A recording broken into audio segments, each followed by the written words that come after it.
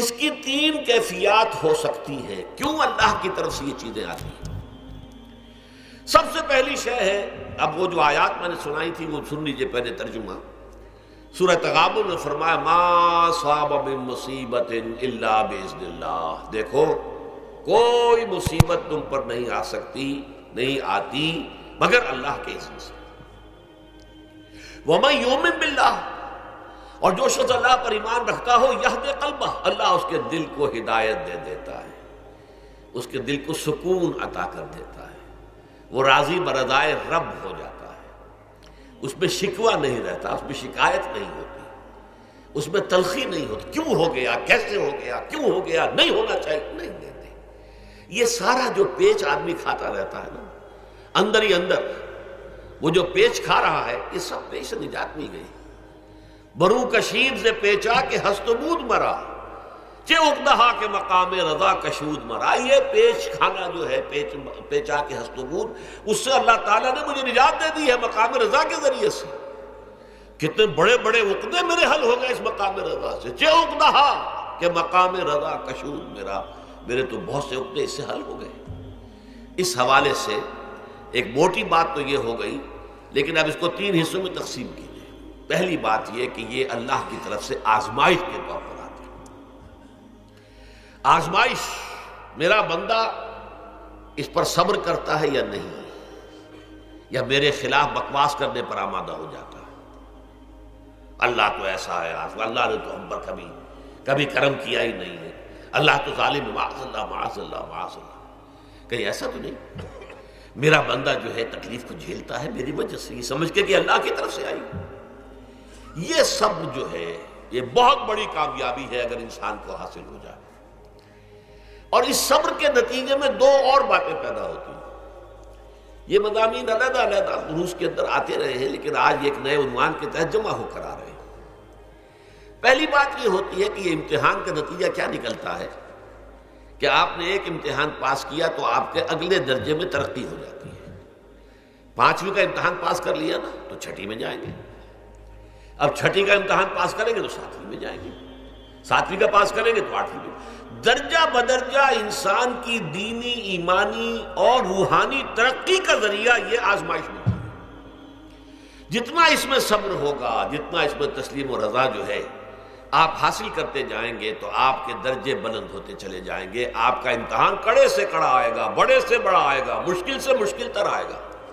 ایک وقت میں ایم اے کا امتحان بھی آپ کو دینا ہوگا. ایک وقت میں ہو سکتا ہے پی ایچ ڈی کے لیے تھیسس آپ لکھیں، پھر اس کے اوپر جو ہے ٹیم بیٹھی ہوئی اور آپ سے وہ بحث کرے، جرا کرے آپ سے، وہ بھی کرنا ہوگا. لیکن یہ کہ اگر پرائمری ہی میں فیل ہو گئے تو اس کا سوال ہی پیدا نہیں ہوتا کہ کبھی آپ ایم اے کا یا پی ایچ ڈی کا تھیسس بھی لکھیں.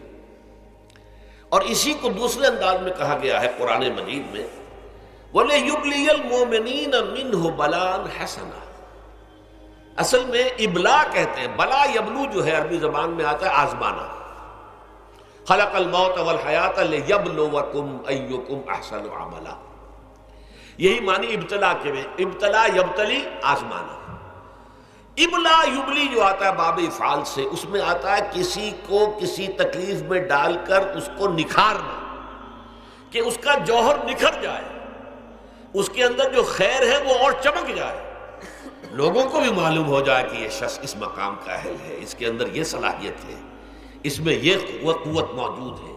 تو یہ گویا کہ اہل ایمان کی صلاحیتوں کو نکھارنے کے لیے اور ان کے درجات کی ترقی کے لیے بھی اللہ تعالیٰ دنیا کے اندر یہ مصیبتیں اور امتحانات جو ہیں آزمائش کے حوالے سے افراد پر بھی اجتماعی طور پر بھی لاتا ہے.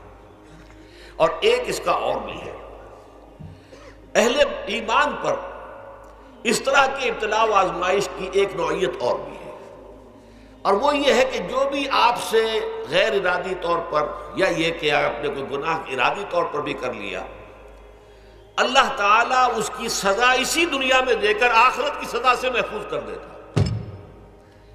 گویا کہ اس سے بڑا خیر کیا ہوگا؟ یہاں کی سزا کیا ہے؟ جھیل لی آپ نے، بخار آ گیا، ٹانگ ٹوٹ گئی، چلیے 3 مہینے آپ بستر پر پڑے رہے نا، اور کیا ہوا؟ کچھ نہیں. لیکن یہ کہ آخرت کی سزا ملتی ہے بہت عظیم ہوتی ہے.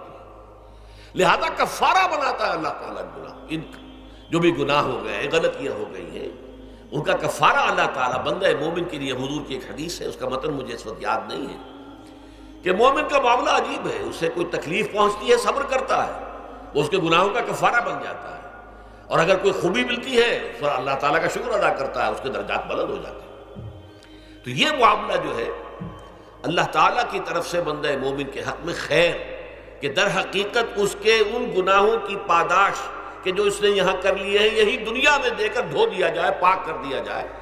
جیسے آپ کو معلوم ہے دھوبی جو ہے کپڑے کو بھٹی میں چڑھاتا ہے، گرم پانی میں ڈالتا ہے کہ ڈالتا ہے تاکہ اس کا میل نکلے، اس کے آگے پٹکتا بھی ہے ذرا اس کو تاکہ وہ میل اچھی طرح چھٹ جائے اس سے۔ اسی طرح اگر دنیا میں ہمارے میل چھٹ جائیں، دنیا میں اگر ہمارے گناہ دھل جائیں تو یہ بڑے نفع کا سودا ہے، بڑے نفع کا سودا ہے، بڑے نفع کا سودا ہے۔ اس اعتبار سے آپ غور کیجئے کہ اگر یہ حقائق ہمارے سامنے رہے تو کیا کوئی تکلیف دنیا کی ہمیں بھاری محسوس ہوگی؟